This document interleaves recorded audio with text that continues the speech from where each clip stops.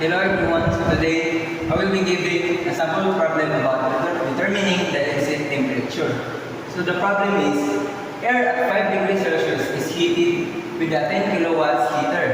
The air flow rate is 1 kilogram per second, so find the exit temperature and the Cp is 1.005 kilojoules per kilogram Kelvin. So our solution, we will be using the formula of Q sub S is equals to mass flow rate times Cp times the difference of the temperature.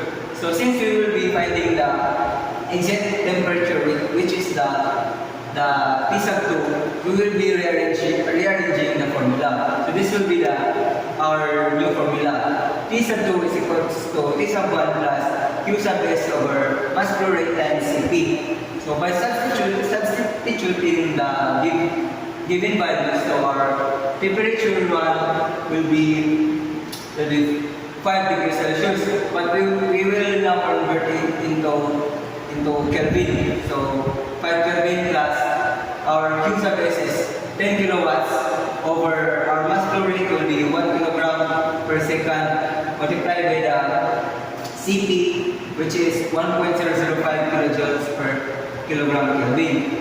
So here we will be cancelling the